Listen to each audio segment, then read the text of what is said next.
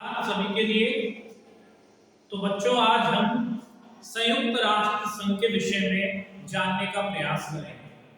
संयुक्त राष्ट्र संघ अंतरराष्ट्रीय परिदृश्य का एक ऐसा संगठन है जो अंतरराष्ट्रीय परिदृश्य में विभिन्न प्रकार की उन स्थितियों को रोकता है जो दुनिया के देशों के लिए हानिकारक स्थिति के सूचक होते हैं।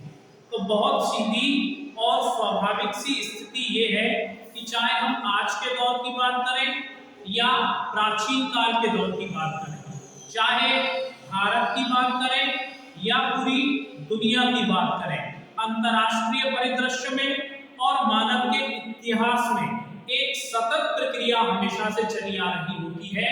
और ये सतत प्रक्रिया होती है युद्ध, विध्वंस और पुनर्निर्माण की। जैसा कि हम देखते हैं कि नेपोलियन के युद्धों के बाद होली अलायंस, प्रथम विश्व युद्ध के बाद राष्ट्र संघ और द्वितीय विश्व युद्ध के बाद संयुक्त राष्ट्र संघ की स्थापना इस पूरी स्थिति को चरितार्थ करती है।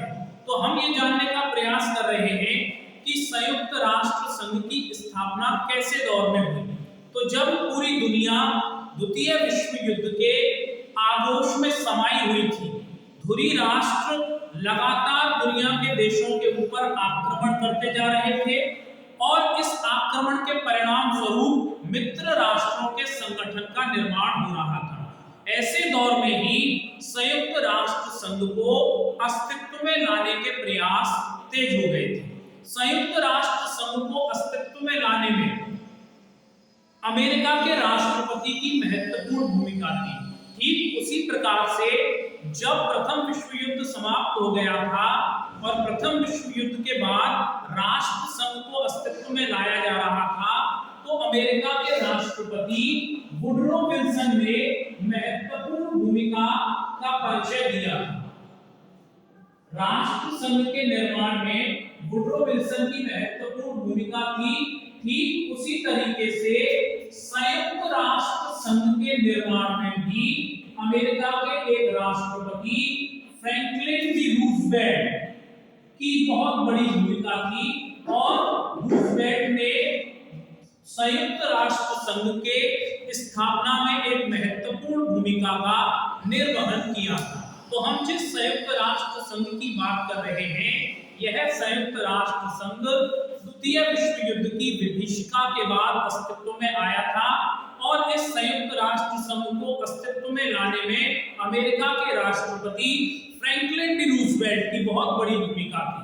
फ्रैंकलिन डी रूजवेल्ट एक इस प्रकार के संगठन का निर्माण करना चाहते थे जो अंतरराष्ट्रीय परिदृश्य में तनाव के वातावरण को कम करे, अंतरराष्ट्रीय परिदृश्य में जो झगड़े बढ़ रहे हैं उन झगड़ों को कम करे और अंतरराष्ट्रीय परिदृश्य में एक इस प्रकार के संगठन के निर्माण की स्थिति को आगे बढ़ाए जिससे कि अगर अंतरराष्ट्रीय परिदृश्य में कहीं अशांति का माहौल पैदा होता है तो उस अशांति के माहौल का निराकरण किया जा सके। तो इस तरह से विभिन्न प्रकार के चरणों में गुजरने के बाद 24 अक्टूबर 1945 को संयुक्त राष्ट्र संघ अस्तित्व में आता है और संयुक्त राष्ट्र संघ के अस्तित्व में आने के साथ संयुक्त राष्ट्र संघ के पूरे ढांचे का, पूरे स्ट्रक्चर की रूपरेखा हमारे सामने आती है।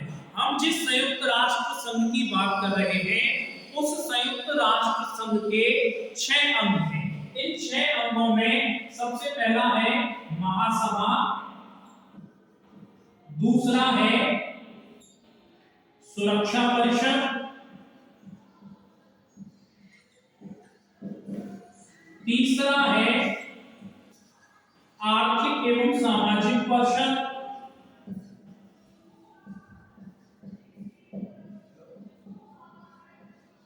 चौथा है सचिवालय,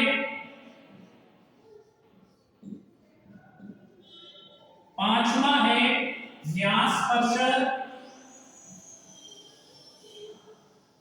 और छठवां है अंतरराष्ट्रीय न्यायालय। तो इस तरह से हम ये देखते हैं संयुक्त राष्ट्र संघ के 6 अंग हैं और संयुक्त राष्ट्र संघ के ये 6 अंग अंतरराष्ट्रीय परिदृश्य में विभिन्न प्रकार की भूमिकाओं का निर्वहन करते हैं। इन विभिन्न प्रकार की भूमिकाओं के माध्यम से ये संयुक्त राष्ट्र संघ ये स्थिति निर्धारित करता है कि अंतरराष्ट्रीय परिदृश्य में शांति की स्थापना किस प्रकार से की जाए। जिस तरीके से संयुक्त राष्ट्र संघ के 6 अंग निर्धारित किए गए हैं, ये 6 अंग अपने अलग-अलग कार्यों के लिए जाने जाते हैं। महासभा अपनी महत्वपूर्ण भूमिका का परिचय देती है, सुरक्षा परिषद का अपना कार्य है, आर्थिक एवं सामाजिक परिषद अपना कार्य करती है, न्यास परिषद एक न्यास के रूप में कार्य करती है, सचिवालय अपना कार्य देखता है और अंतरराष्ट्रीय न्यायालय विभिन्न प्रकार के विवादों का निराकरण करने में महत्वपूर्ण भूमिका का परिचय देता है। तो इस तरीके से हम देखते हैं कि अंतरराष्ट्रीय परिदृश्य में संयुक्त राष्ट्र संघ की महत्वपूर्ण भूमिका होती है और अपनी इस महत्वपूर्ण भूमिका को लेकर उसके विभिन्न अंग कार्य करते हैं। तो इस तरीके से हम देखते हैं कि संयुक्त राष्ट्र संघ के वर्तमान में 6 अंग कार्य कर रहे हैं। इन 6 अंगों में से एक अंग है न्यास परिषद। इसने अपना कार्य करना बंद कर दिया है क्योंकि जिस उद्देश्य को लेकर न्यास परिषद का गठन किया गया था वह उद्देश्य अब पूरा हो चुका है। तो इस तरीके से हम आज संयुक्त राष्ट्र संघ के विषय में जान रहे हैं और संयुक्त राष्ट्र संघ के विषय में जानते हुए हम ये समझने का प्रयास कर रहे हैं कि संयुक्त राष्ट्र संघ की भूमिका किस लिए महत्वपूर्ण समझी जाती है और संयुक्त राष्ट्र संघ को किस तरीके से अस्तित्व में लाया गया था। तो इस पूरी स्थिति और इस पूरी स्थिति को समझने के संदर्भ को लेकर हम ये देखते हैं कि संयुक्त राष्ट्र संघ को अस्तित्व में लाने के पीछे द्वितीय विश्व युद्ध की विभीषिका जिम्मेदार थी। द्वितीय विश्व युद्ध के दौरान जब धुरी देश दुनिया के विभिन्न देशों के ऊपर लगातार आक्रमण कर रहे थे, धुरी देश जिसका सीधा सीधा तात्पर्य होता है जापान, जर्मनी और इटली। जापान, जर्मनी और इटली। जापान, जर्मनी और इटली ने जब अपनी धुरी का निर्माण कर लिया था और यह धुरी लगातार दुनिया के देशों के ऊपर आक्रमण करती जा रही थी, तो ऐसे हालात में इन धुरी देशों की स्थिति को रोकने के लिए मित्र देशों के एक संगठन को आगे बढ़ाया जा रहा था। उसी दौर में हम स्थिति को लेकर बात करें, ये सोच लिया गया था कि अब संयुक्त राष्ट्र संघ को अस्तित्व में लाना चाहिए। तो बच्चों, आज हम संयुक्त राष्ट्र संघ के विषय में ये संक्षिप्त जानकारी ले रहे थे। विस्तार से संयुक्त राष्ट्र संघ के ऊपर चर्चा जारी रहेगी। नमस्कार।